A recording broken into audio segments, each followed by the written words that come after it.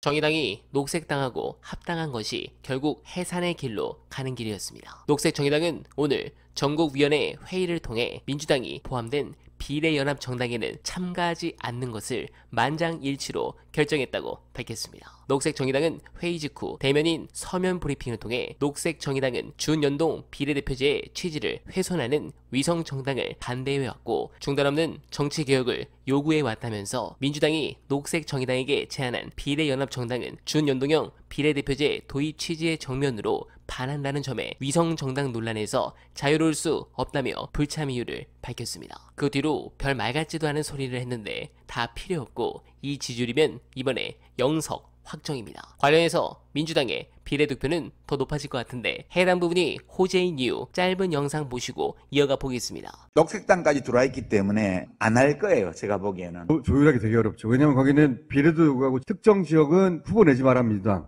그 어떤 지역은 뭐 단일화하자. 이런 고양갑하고 창원 성산하고 인천 그 이정미 전 대표 지역 세 군데 아니에요. 더 큰 문제는 지금 민주당 유권자들의 생각이 좀 거부감이 있어요. 두 가지 때문인데 하나는 대선 때 결국은 심 대표의 완주로 인해서 0.7% 차이로 졌다. 예측 가능한 범위의 결과였거든요. 일어날 수도 있는 일 중에 하나였어요. 정치는 기본적으로 자신의 선택이 가지고 올 예측 가능한 범위 안의 결과에 대해서 책임감을 가져야 돼요. 현실 정치는. 근데 정의당과 심상정 대표가 이 일어날 수 있는 범위 안의 사건에 대한 정치적 책임을 진 적이 없습니다. 유감 표명조차 한 적이 없어요. 유감 표명을 해야 될 의무는 없으니까. 그러니까 그걸 안 했고 그거에 대해서 비판적인 시민들은 책임을 묻고 싶은 거예요.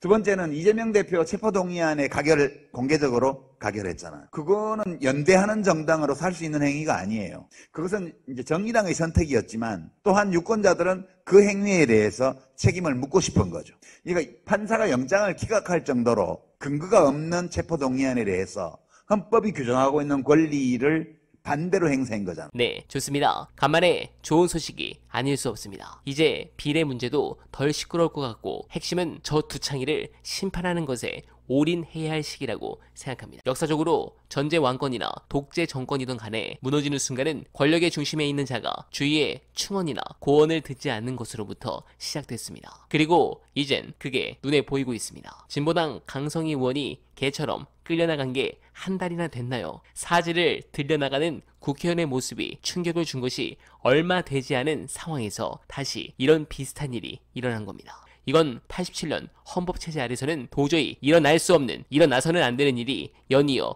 일어난 겁니다. 이것은 윤석열이 가진 자신감의 부재 혹은 권력을 잃을 때 자기에게 닥칠 불운에 대한 공포를 그대로 드러내 보이는 것이라고 할 수 있습니다. 원래 겁 많은 개가 시끄럽게 짖는 것처럼 말이죠.